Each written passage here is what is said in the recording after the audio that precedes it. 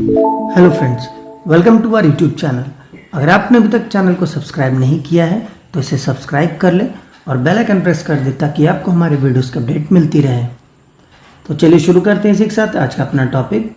तो आज का हमारा टॉपिक है मतलब करंट अफेयर पे बेस्ड है और टॉपिक का नाम है कोविड-19 पैराडॉक्स इन साउथ एशिया। मतलब क्या साउथ एशिया में इस चीज़ों से रिलेटेड चीज़ें चल रही हैं, आपको देखते हैं इसमें क्या है।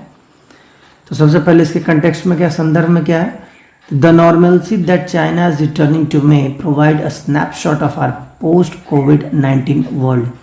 तो जिस तरह से चाइना में चीज़ें धीरे धीरे नॉर्मल हो रही हैं कितने बड़े पैंडमिक महामारी के बाद, तो वो कहीं ना कहीं हमें ये दर्शाता है कि ये सिर्फ चाइना के लिए नहीं बल्कि पूरे विश्व के लिए अब यही नॉर्मलसी है, यही नॉर्मल चीज़ें हैं। इसके बैकग्राउंड में क्या देखते हैं। June 8 is the date marked on many calendars the day we India got some semblance of normalcy that returned to our lives।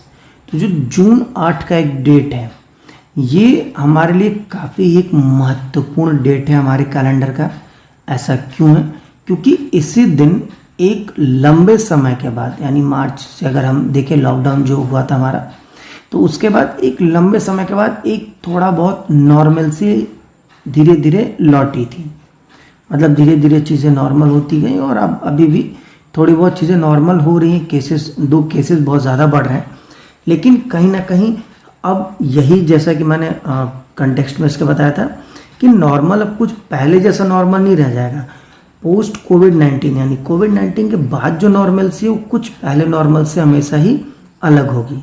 तो उस तरह की नॉर्मलसी 1 जून 8 के बाद हमें देखने को मिली है। तो ये इसके देखते हैं नए नॉर्मल के क्या क्या, सब ने अलग अलग डेफिनेशन दे रखे हैं या किसने क्या बोला नए नॉर्मल के बारे में। Harvard researchers suggested physical distancing measures may be here to stay, perhaps on and off basis until 2022 because one-time lockdown will not be enough to control the pandemic।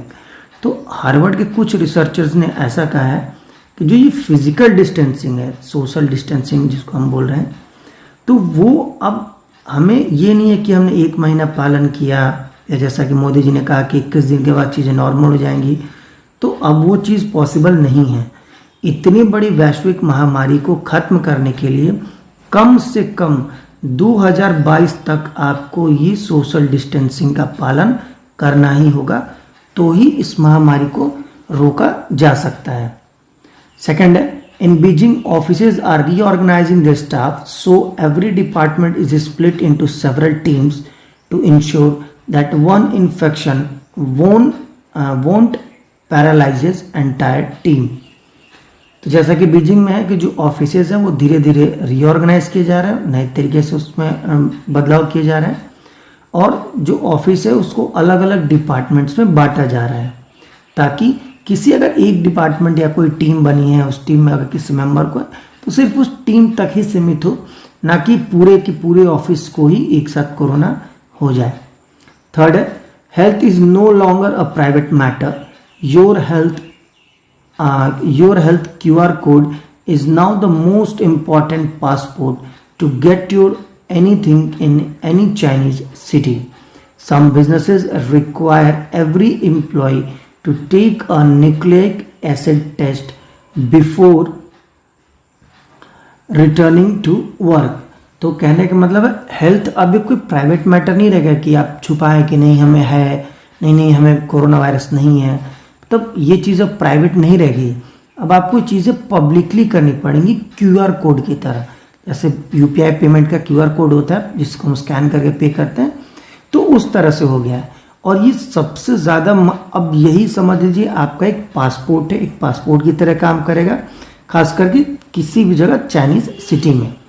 कुछ बिजनेसेस ऐसे हैं जो कि अपने एम्प्लॉय को एक न्यूक्लिक एसिड यानी कि एक छोटा कोई भी टेस्ट, इसको बोलते हैं न्यूक्लिक एसिड टेस्ट, एक फ्रेज है बेसिकली, तो एक छोटा टेस्ट कराने को बोल रहा है अपने काम पर आने से पहले।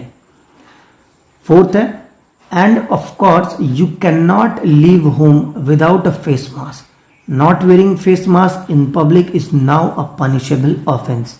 तो जिस तरह धूम्रपान पब्लिक में करना हानिकारक है, ठीक उसी तरह पब्लिक में बिना मास्क के जाना भी एक हानिकारक साबित हो सकता है, और सिमिलरली ये भी एक पनिशेबल ऑफेंस हो सकता है, इस पर दंड आपको हो सकता है दिया जाए। फिफ्थ है, on April 12, the National Health Commission said dinners will have to be served meals in a separate dishes। तो जो हमारे डिनर अब यूजुअली जो मॉडर्न कल्चर है वो होटल्स या रेस्टोरेंट्स वगैरह प्रेफर करते हैं डाइनिंग के लिए, तो आपको अब वो जो भी मील्स है वो एक सेपरेट डिशेस में सर्व किए जाएंगे, मतलब ऐसा नहीं कि एक ही में कर दिया जाए। तो चलिए देखते हैं इसके साथ क्या मतलब और क्या मतलब ट्रांसफॉर्मेटिव चेंज होगा। तो इसमें सबसे पहला, some businesses have opened gyms, swimming pools, cinema halls and not to mention most schools and colleges remain shut.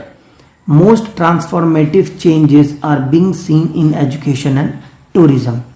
तो जैसे कि हम सब पता है कि ज़्यादातर जो बिजनेसेस हैं जैसे जिम हुआ, स्विमिंग पूल हुआ, सिनेमा हॉल्स हुआ, तो चीज़ें धीरे धीरे ओपन होने शुरू हो गई हैं, लेकिन अभी भी एक चीज़ बंद है, तो वो है हमारा स्कूल्स और कॉलेजेस।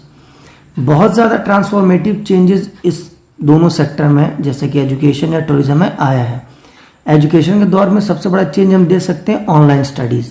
पहले बहुत इतना क्रेज़ नहीं था, जैसे डीमोनेटाइजेशन की बात करें तो ऑनलाइन पेमेंट की ज़्यादातर किसी को आदत नहीं थी, लेकिन उसके बाद हर किसी के फ़ोन में आप एक एप्लीकेशन जरूर पाएंगे, वो था पेटीएम।